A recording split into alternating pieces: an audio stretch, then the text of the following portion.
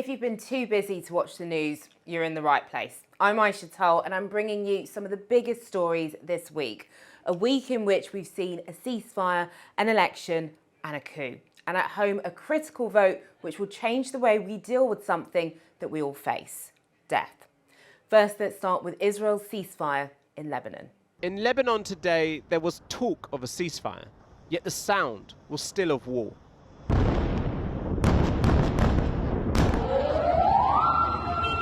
As the Israeli Security Cabinet met to discuss an agreement to end the fighting, the Israeli Defense Forces launched a massive wave of strikes right across Lebanon. With more than 10 dead and the dust still settling, Israel's Prime Minister Benjamin Netanyahu called on his cabinet to approve the ceasefire deal. Speaking this evening, he said Israel had set Hezbollah back decades and that a ceasefire now means they can focus on the Iranian threat. There had been a marked ratcheting up in attacks in recent days, with more than 30 killed in Lebanon from Israeli strikes on Monday. And yet this could be the last of the devastation and destruction, at least for now, and at least in this pocket of the Middle East.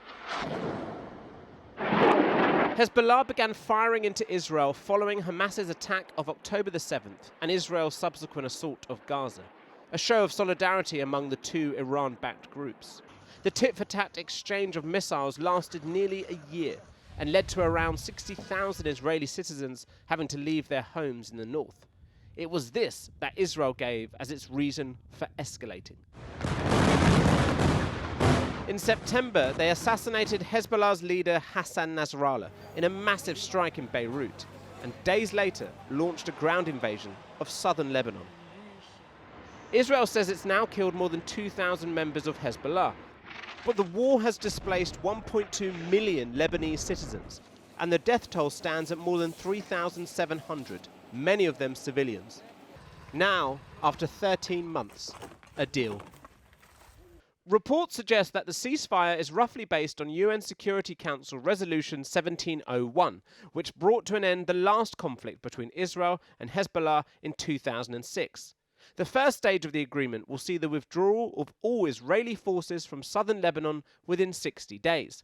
At the same time, Hezbollah will pull back its armed presence north of the Litani River. That's about 16 miles from the Israel-Lebanon border. The Lebanese army, along with existing UN peacekeepers, will then provide security in the buffer zone, with the US chairing a 5-country committee to monitor any infringements of the agreement. The US has also agreed to give Israel a letter of assurance that they will retain the freedom to strike Hezbollah if it poses a threat. Something vital in trying to sell this ceasefire deal to those displaced by the conflict. Most of them have spent months living in hotels like here in Haifa, and they do not believe the threat of Hezbollah has gone. We don't feel safe, and if we finish now, the weapon will stay there for the future Hezbollah people. This is southern Lebanon today. Israel's assault has left a wasteland where once there were villages. For Netanyahu, he has successfully ravaged Hezbollah's military capabilities and killed its top leaders. But at what cost to the Lebanese people stuck in the middle, with any ceasefire potentially just a pause in a Cold War always on the edge of heating up? And what of the source of this war? Gaza, where fresh rubble lies atop more than a year's worth of constant bombardment. Talks of a ceasefire here are long forgotten, and yet the need for an end to the war is as great as the desperate clamour for food in Khan Yunis.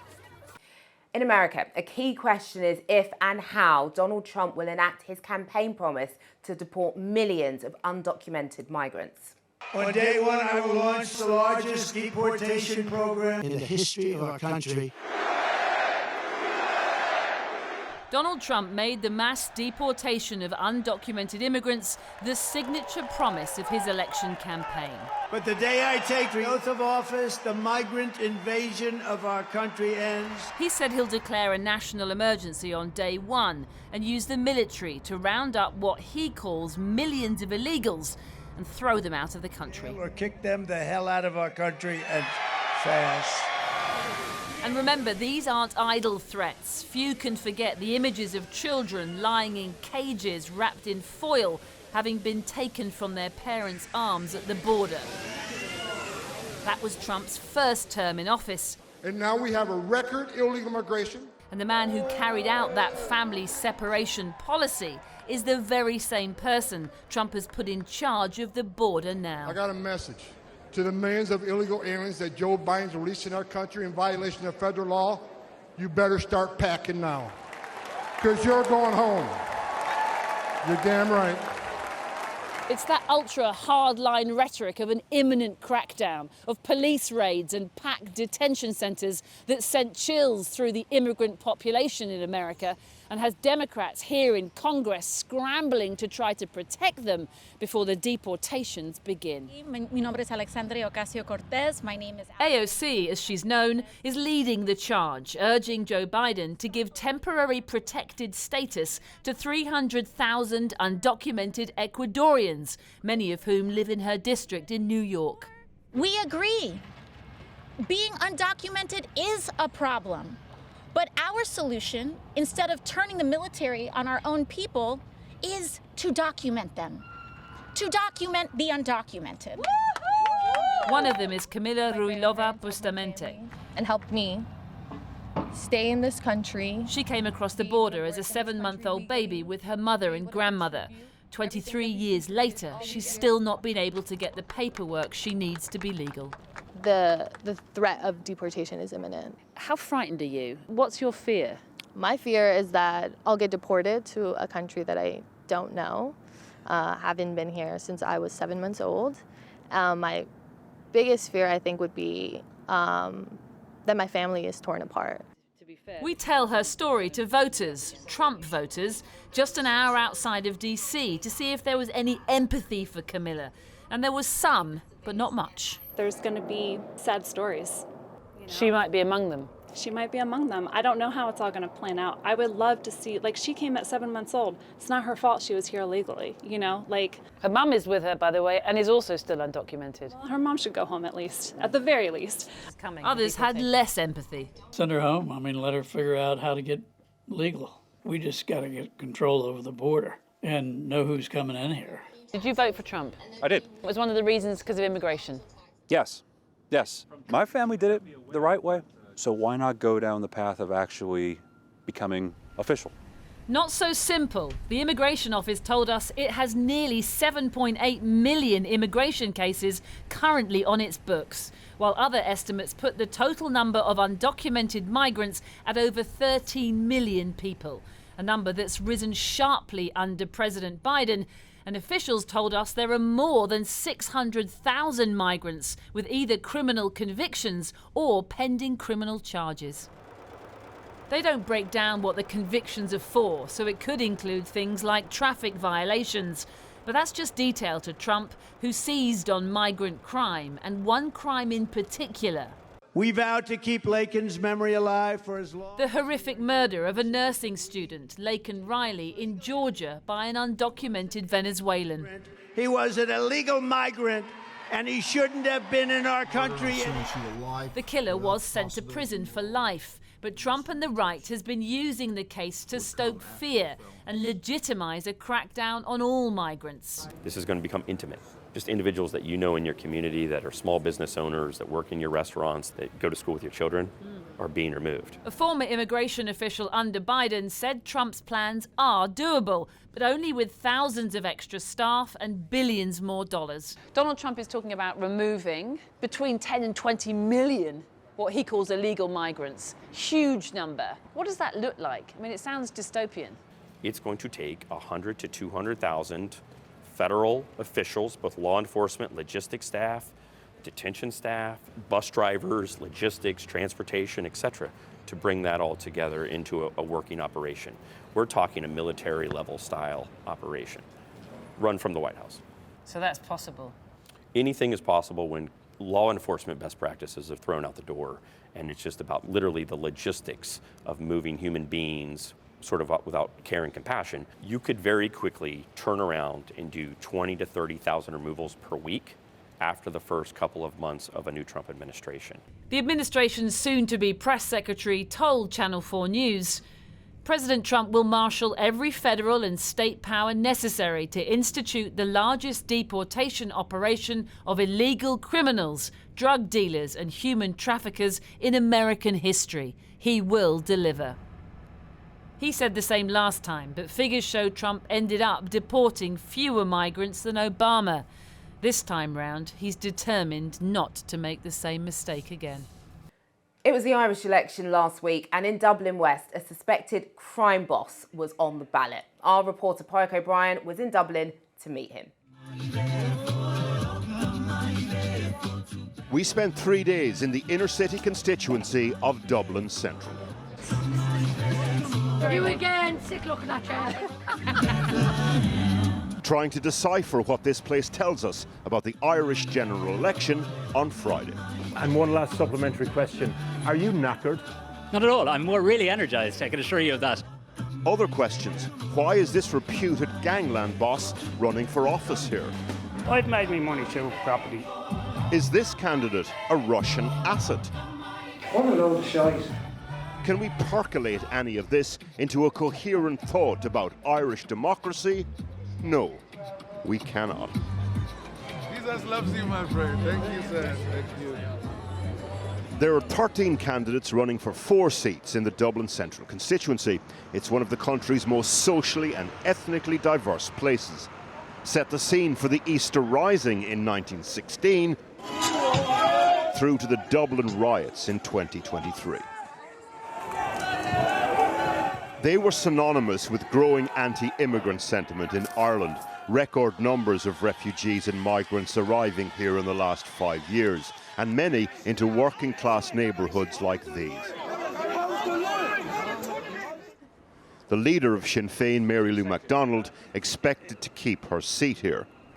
So how are you doing? You're not wearing your chain now, I see. I'd be mugged if I wore that. Sinn Féin's left-leaning pro-migrant stance was seen by some as a betrayal. Then the day after the riots, MacDonald called for the Irish Police Commissioner and Minister of Justice to resign, perceived by some as using the riots for political gain. Since then, Sinn Féin has spoken about not putting asylum accommodation in poorer communities. Why on earth would you bring another cohort of very vulnerable people who need support into areas that are living hand to mouth? That doesn't make sense. Did you call it wrong after the riot? No, I mean, I think I recognise just how badly things had descended in our city, that I don't think any of us who grew up here, who live here, ever thought or expected that you would see scenes like that, and I hope we never see it again. Up over the roofs of the council blocks in Dublin Central, the glass houses of the Irish tech sector. Ireland is quids in at the moment with money from windfall and corporate tax receipts. Against the backdrop of a housing crisis, all the parties promising to build thousands of new homes. Thank you very much for coming out. Come from Armagh. Pascal Donoghue is one of Fine Gael's big beasts, part of the ruling coalition, also expected to retain his seat in Dublin Central. What manifesto commitments would they ditch if a Trump presidency and promised tariffs shrunk the Irish economy? So certainly what I would be aiming to do is, in such an environment, aim to continue to prioritise public capital investment, in investing in more homes and investing in greening our economy.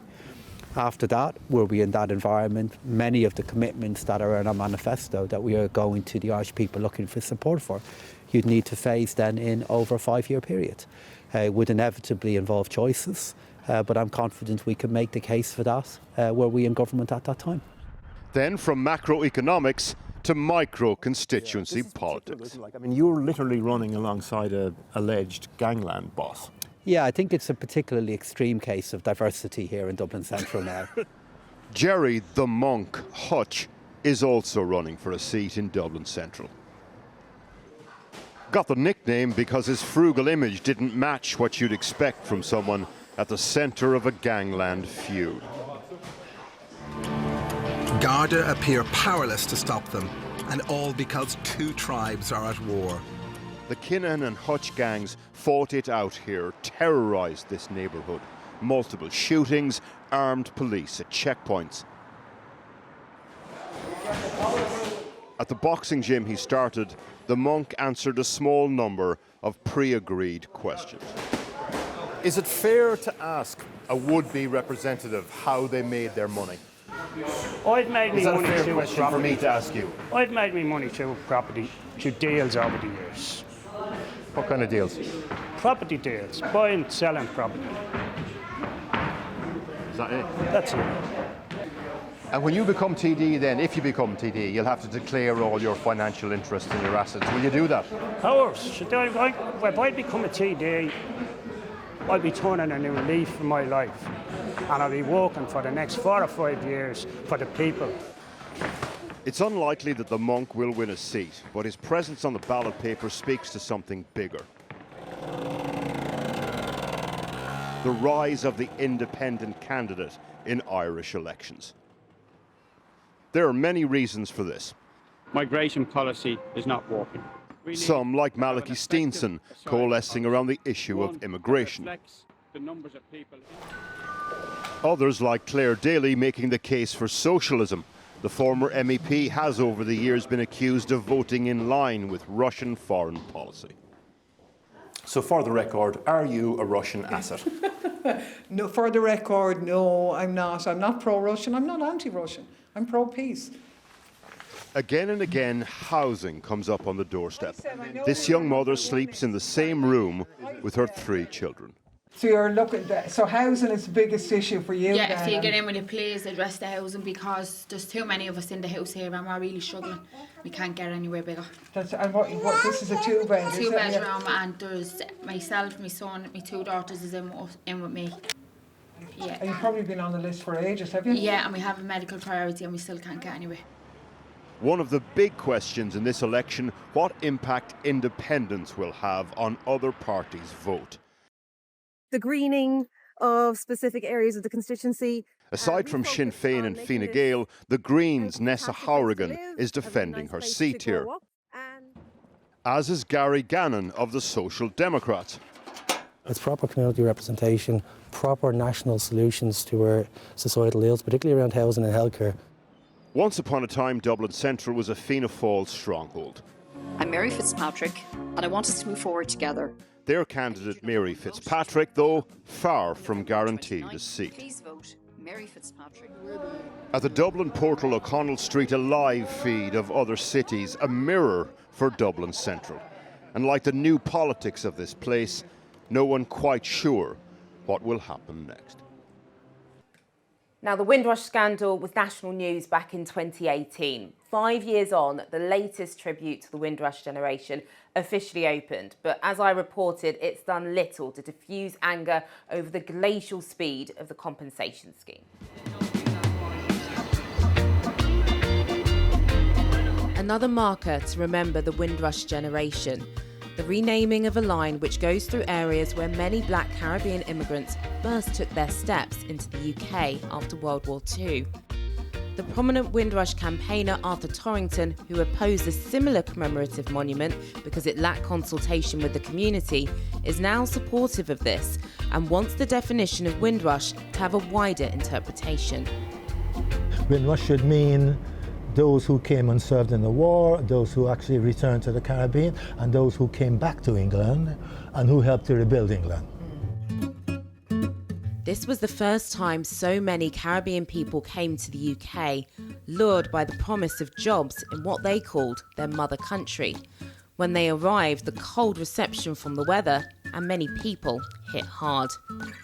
For Verona Fiattardo, whose parents came, she reflects on their early days. What did they tell you about some of the discrimination they faced and how that was? Or did they talk about it? They did talk about it.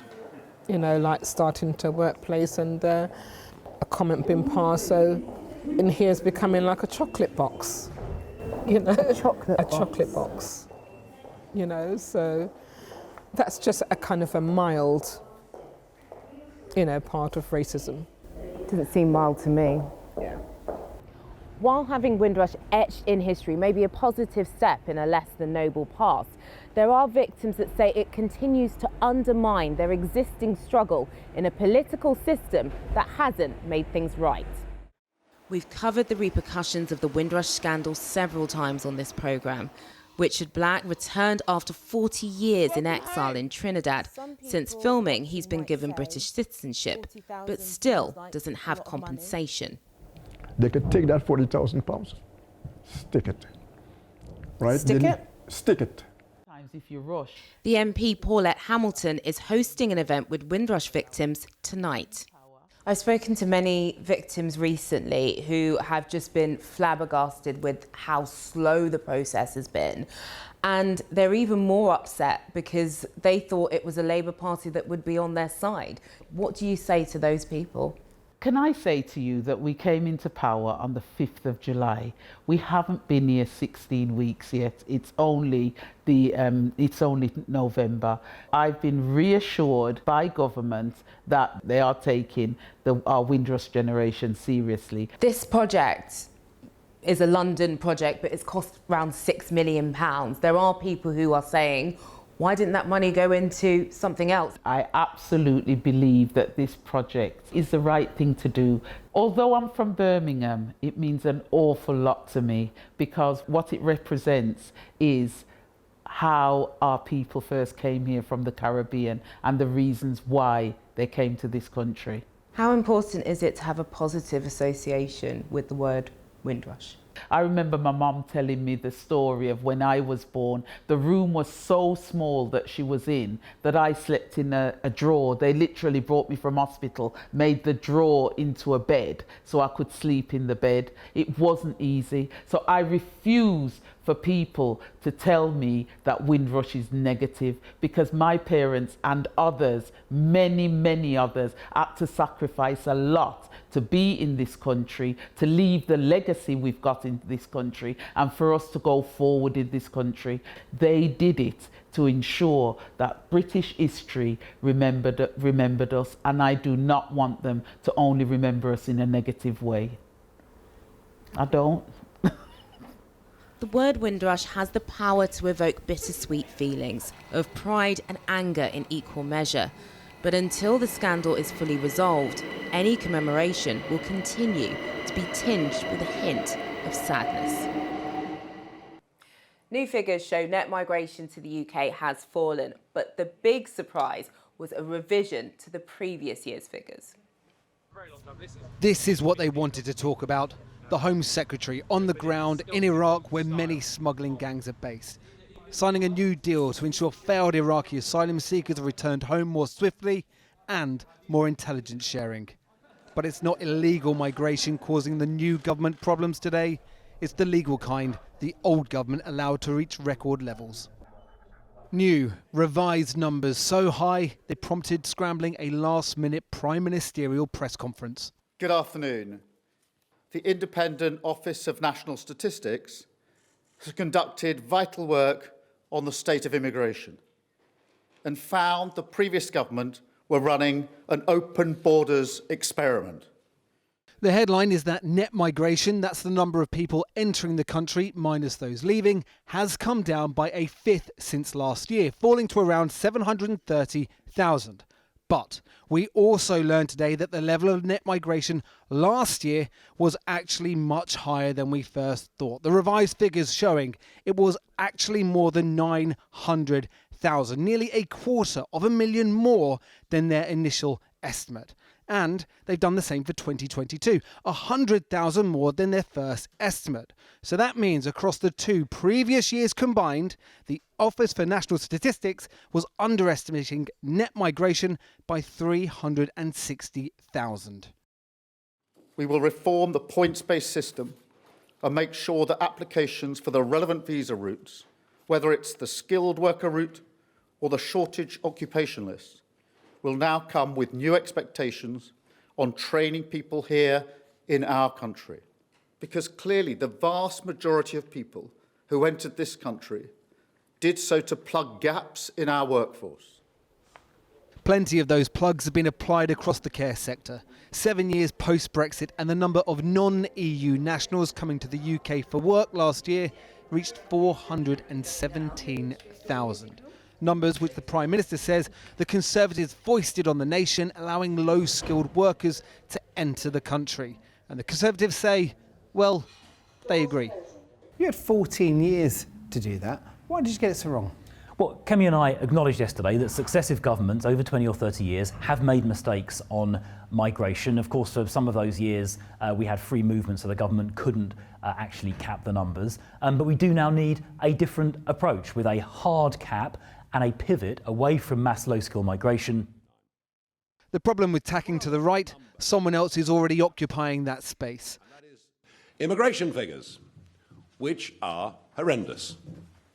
Horrendous if you want to get a GP appointment. The Reform Party today announcing 100,000 fully paid up members, numbers to rival the Conservatives, and one of them a former Tory minister, Dame Andrea Jenkins. But this speech about membership centred mainly on migration. And the problem for both the Tories and Labour, this thorn in both their sides doesn't have to take responsibility for either causing their political problem or fixing it. MPs were asked to make an historic decision in Parliament whether to go forward with assisted dying for the terminally ill in England and Wales. Away from the main debate, there was also controversy caused by ads. What do you think about these assisted dying adverts? They're by a group called Dignity in Dying, and they show terminally ill people and campaigners who want to make assisted dying legal. They caused some controversy, with those opposed to assisted dying describing them as tasteless. Within hours, the ads were covered with posters from the Samaritans. We've contacted the Samaritans and they said they didn't know who did this. Some of the adverts were placed in Westminster Tube Station just in there, which is the station MPs use to go to work at the Houses of Parliament just over there. Currently, UK law makes it illegal to ask for medical help to die. But on Friday, MPs will be voting on whether to change that. People who oppose the law argue that if assisted dying becomes legal, some disabled people and people who are seriously ill could feel pressure to request an early death, especially if they feel like they're being a burden. Senior religious figures representing Jews, Muslims, Christians, Hindus and Sikhs have all come out in opposition, arguing the government should invest in end-of-life care, known as palliative care. People who support assisted dying say the law needs changing because however good palliative care is, some people still have a painful death. Jenny's husband died in great pain from cancer and she has terminal cancer herself. She featured in Dignity in Dying's campaign and spoke to Channel 4 News in October. I'm going to be in an awful lot of pain, uncontrollable pain, potentially. Our law as it stands is unsafe. It doesn't allow any choice. Either I've got to suffer or I've got to break the law. Assisted dying is legal in some form across the world. In Colombia, New Zealand, Switzerland, and a dozen states in the US. If the bill is voted into law, anyone who wants to end their life will have to be over 18, live in England or Wales, and pass through a series of medical and legal safeguards. If MPs approve the bill on Friday, it will still need to be voted through by the House of Lords before assisted dying becomes legal in England and Wales. MPs debated on the bill on Friday, where they made impassioned speeches in the Commons. Westminster's used to loud demonstrations. On this issue, mostly eerie silence. Broken by the 9:30 chimes that marked the start of the momentous debate. I call Kimla, Beach. The backbencher promoting the bill said hundreds of terminally ill were already ending their lives, but by gruesome means. I have been astonished by the number of people who have been in touch with me to tell me about their terminally ill loved ones who have starved themselves to death out of desperation, something which takes far longer than you may imagine and is just horrific for everyone involved. One Tory opponent described her proposals in lurid language. The likelihood is that we would see this new branch of medicine spring up, like the medics I met in Canada. I will in a moment. These medics I met in Canada, specialists in assisted death, who personally kill hundreds of patients a year in their special clinics. And if honourable members have a difficulty with the language, then I wonder what they're doing here. This is what we are talking about. As the vigils continued outside, critics and supporters of the bill shared emotional stories from their professional lives in medicine and their own family experiences. My daughter Maria lived her life with severe disabilities and health conditions, and since her birth, we were told many times that she might have only 6 months to live. She lived for 27 years. Crucially, Maria was non-verbal. And I am filled with dread and fear for those other people like Maria. When my daughter was very ill a few years ago, and I had not intended to speak about this today, but she was admitted to hospital with acute pancreatitis as a teenager. So this bill would not have covered her at that point. But I did not know for for 5 days, in fact many months, whether she would live or die. And those first 5 days she did not sleep and she did not eat and she was crying out in pain. But I saw what good medicine can do that palliated that pain. I have seen uncontrollable pain, choking, and I'm sorry to say, the frightful sight of a man bleeding to death whilst conscious as a cancer has eaten away at the carotid artery. We are shortening death, not life, for our patients. This is not life or death. This is death or death. Opponents said the most vulnerable could be coerced into ending their lives by relatives. Robust safeguards for the sick and dying are absolutely vital to protect them from predatory relatives, to protect them from the state, but above all, to protect them from themselves. There will be those who say to themselves they don't want to be a burden. And I can imagine myself saying that in particular circumstances. Many said they would back the bill now, but it must be improved, and the government would have to make sure it gave up parliamentary time for that. This bill is more important than most of the bills in your manifesto, and I'm not trying to be rude. More people care about this than they care about most other things we're doing. So it deserves 4 days in report stage, in government time. Division, clear the lobbies! The Victoria's side in a packed Commons normally cheers. Today there was silence. The ayes to the right, 330. The noes to the left, 275. But campaigners allowed themselves some congratulations outside. Oh, yeah, you want to do it in the middle of everyone? Yeah, of course I will. Let me just speak to Esther Ranson. Yes, do. Hello. Esther, thank you so much. Take care. Bye-bye, bye-bye. She's just... Oh, gosh. Hello. Are you wrung out? I'm tired. I'm emotionally drained. Some people lent you their support today, didn't they, to see where this goes? Yes. They did. They might withdraw it. No, absolutely. And I've got a huge amount of respect for colleagues like David Davis and Marie from Penistone and Stocksbridge. You know, amazing people who have got reservations and are slightly nervous, but want the process to play out. A bill that's been the property of its campaign leaders can now be rewritten by a much wider circle, including the government, and may today have taken a historic step towards changing the way the terminally ill, judged close to death, choose to die. Chris spoke with 2 people with in-depth experience of end-of-life care. Reverend Canon Valerie Plum, whose personal experience of caring for her mother informs her decision to support assisted dying, and Dr. Rachel Clark, who is a palliative care doctor. Reverend Canon, I mean, how do you feel tonight about this first vote? I mean, it's not law yet, but it's well on its way. I think I feel absolute relief. I feel relief in the knowledge that other families might not have to go through what we went through, that there could be a real chance of change, and I hope that's what's going to happen. I mean, without prying, you've written about what you went through. I mean, give us a sense of what it is you're trying to avoid. When you're faced with a situation where your loved one is desperate for pain relief, for time to just let go and move on from this life, and you can't give that to them. I don't know, I was in a situation where my mother said to me, I'm not afraid to die, but I am afraid to suffer. And she suffered. The palliative care system didn't work for her. And I wouldn't want anyone else to ever go through what we went through as a family. Dr. Clark, I mean, you work in palliative care. Yes. But you're opposed to this. I'm opposed to this change happening now, and that's not in any sense because I'm not deeply compassionate about the case of Reverend Cannon's mother, all the cases like that, and I understand what motivates the vote today is compassion and the desire to alleviate suffering. I think that the predicament for those of us who work in palliative care, and I've cared for thousands of patients approaching the end of their life, is that the real world right now is one in which palliative care services are failing patients because they're underfunded, they're understaffed, they're a threadbare patchwork quilt.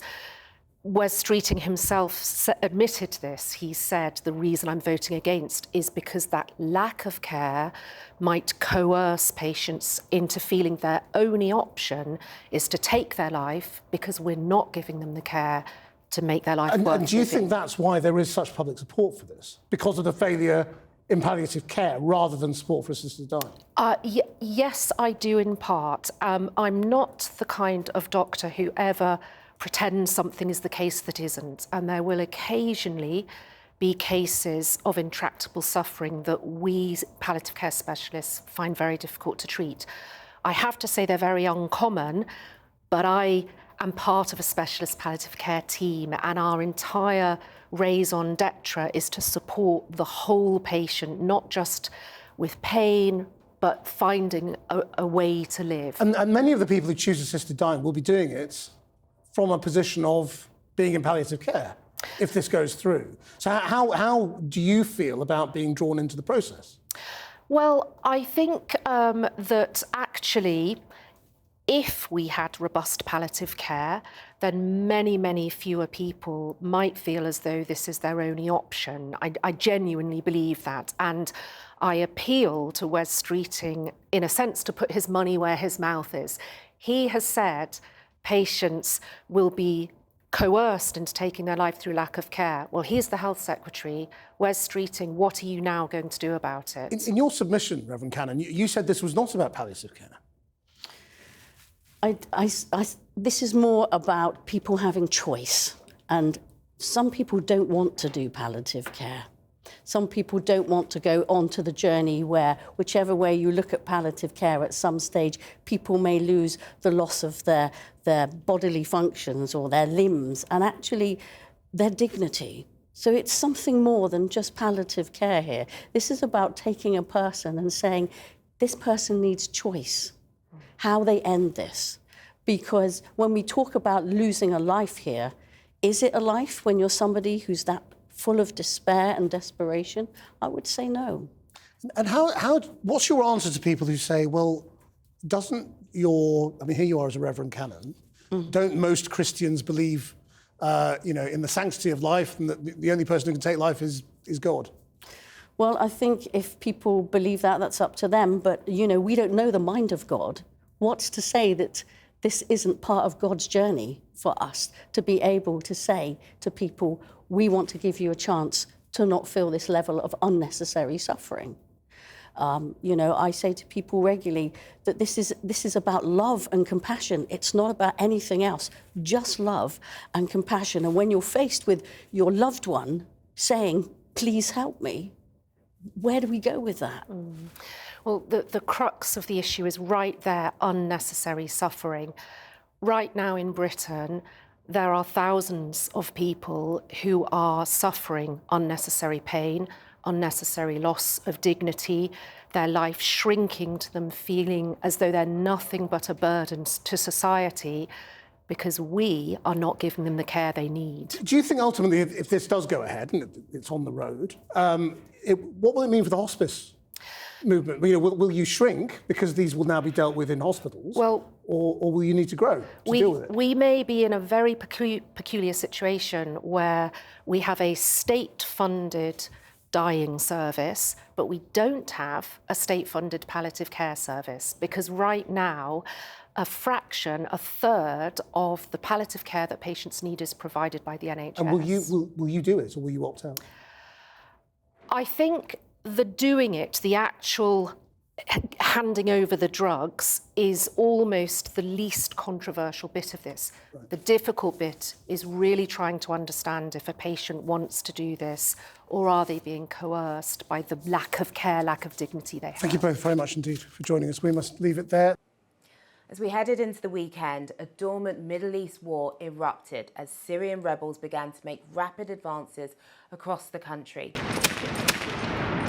These fighters have reignited Syria's civil war. A loose coalition of jihadist and secular rebels whose lightning advance poses the biggest challenge to President Assad in many years. Their prize, Aleppo, Syria's second biggest city, retaken by the government in 2016 and now back in opposition hands.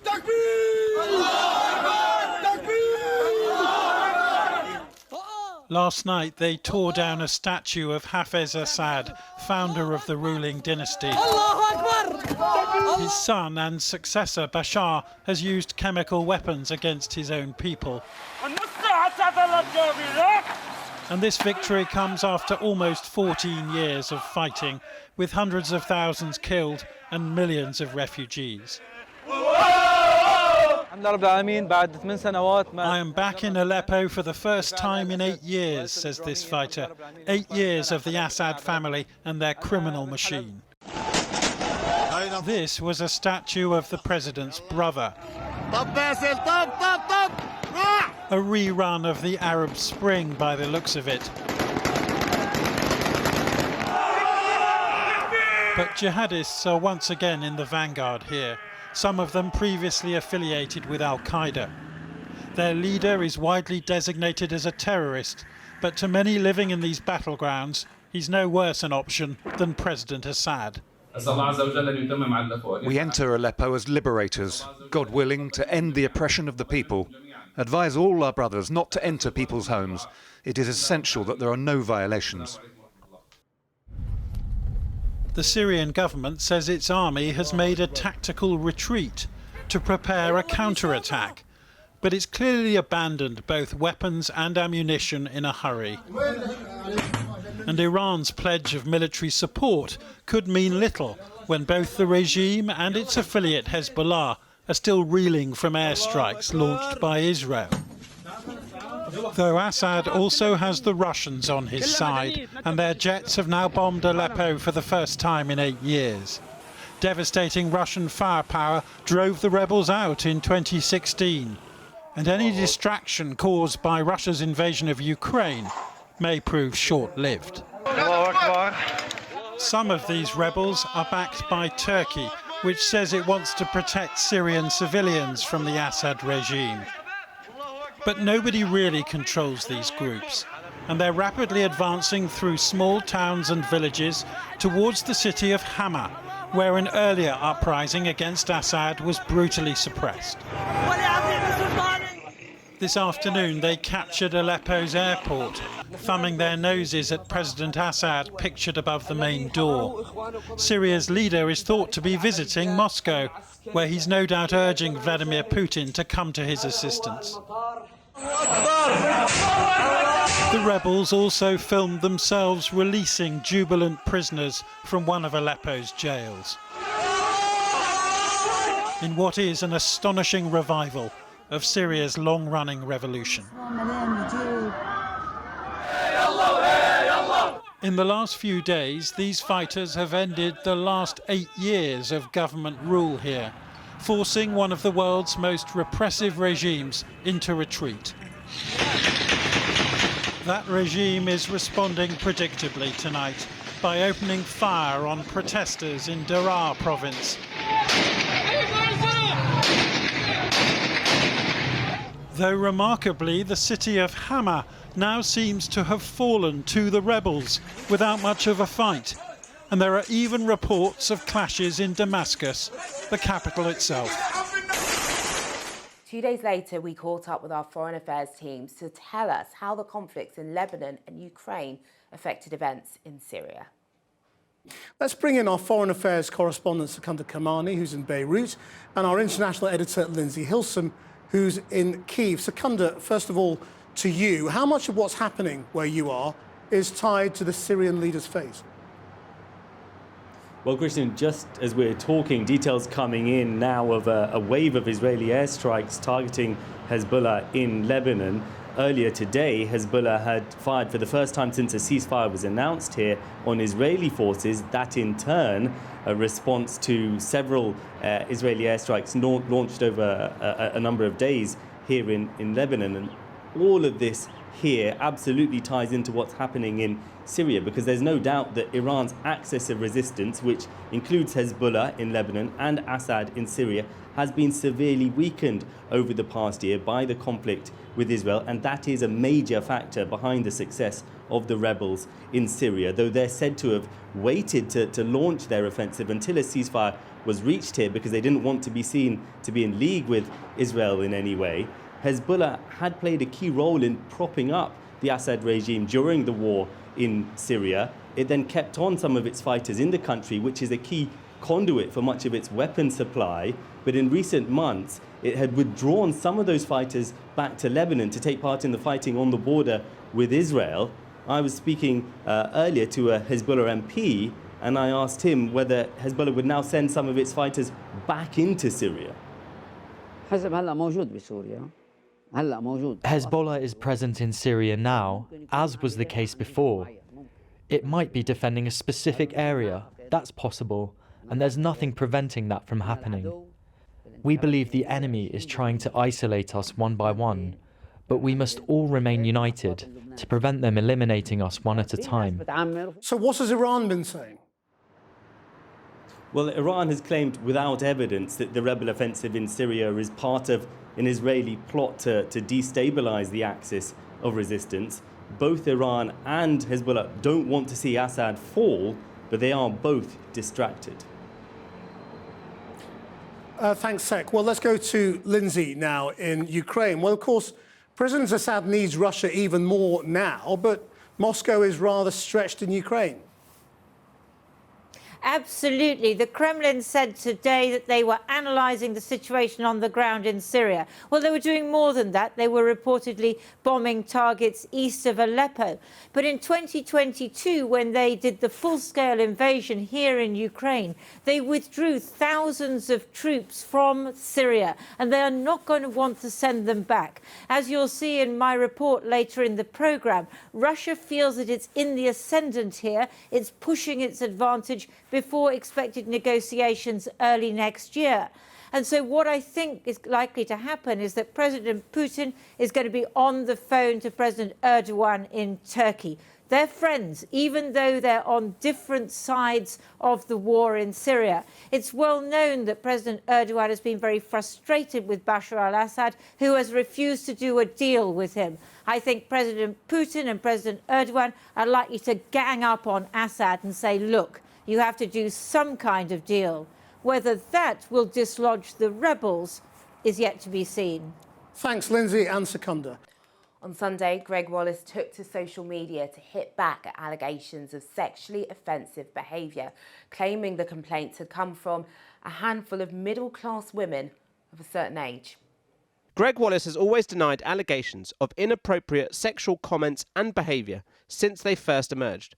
But his online reaction has now gone from defence to offence. Would like to thank...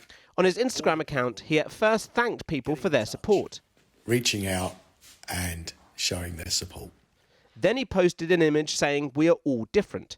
And today, he hit back. Now, in the newspaper, I can see the complaints coming from a handful of middle-class women of a certain age just from Celebrity MasterChef.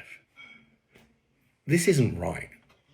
Wallace was responding following reports from The Telegraph and BBC News, with people alleging him of inappropriate behaviour and making sexist jokes on a range of programmes. One of the complainants was Kirsty Walk, who appeared on Celebrity MasterChef in 2011. And Gregg Wallace came in and launched into a soliloquy, essentially, a story of a sort of sexually inappropriate nature. Wallace's lawyers deny he engages in sexually harassing behaviour, and he posted 3 videos today responding to the allegations. How many staff made a complaint about me? Absolutely none. 0. But more complaints came forward this weekend. A producer who worked on MasterChef and Eat Well for Less told the Daily Telegraph she raised concerns to BBC bosses about Wallace, accusing him of undressing in front of colleagues. Asama Mir said she complained about Wallace in 2017, with the Sunday Times revealing a BBC executive had told Wallace his behaviour cannot continue. But the Observer said a letter was sent to the BBC in 2022 containing multiple allegations of inappropriate behaviour by Wallace. Wallace has denied the allegations, and the BBC in a statement said that any issues raised with them are taken seriously and they have robust processes in place to deal with them.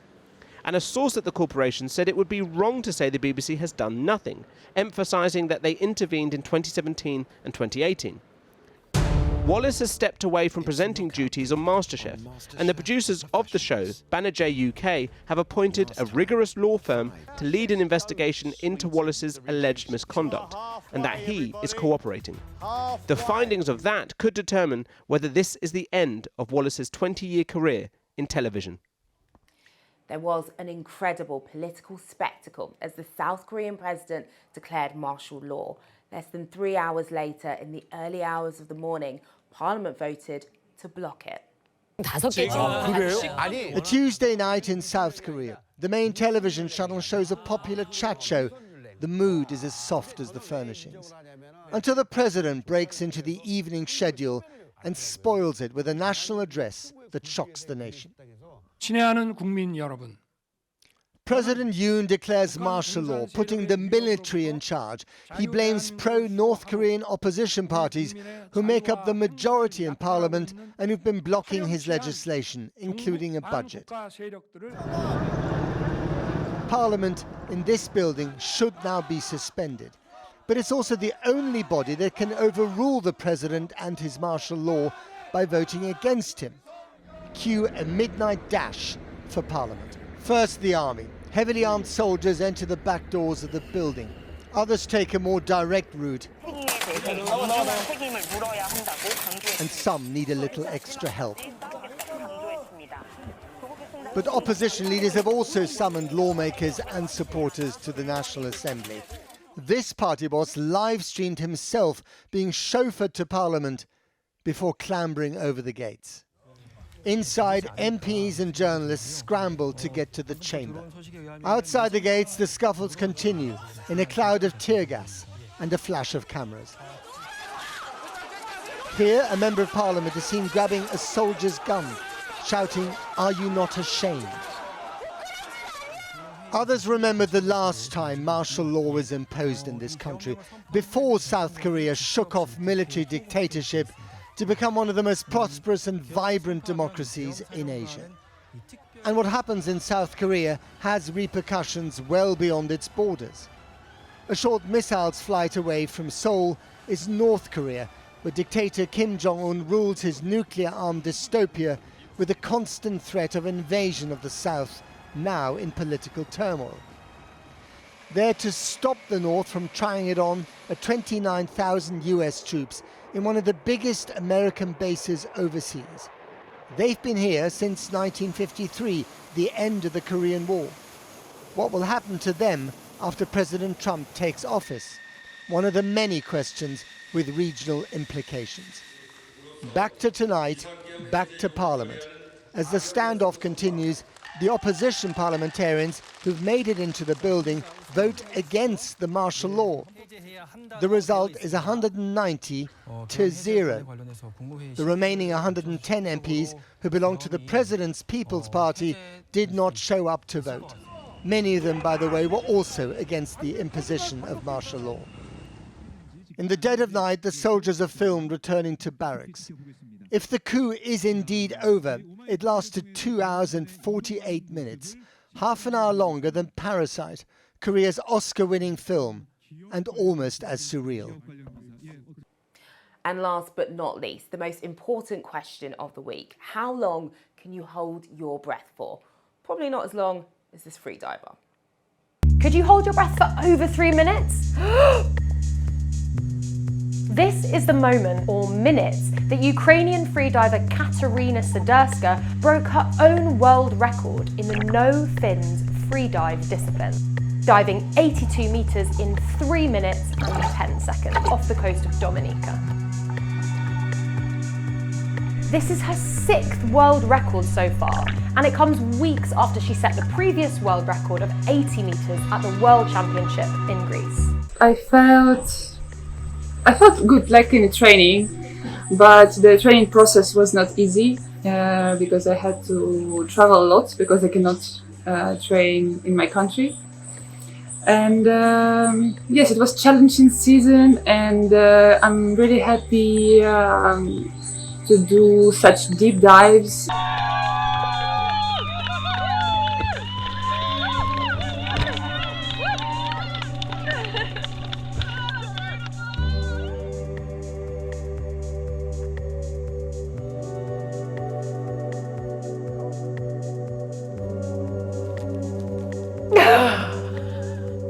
And breathe.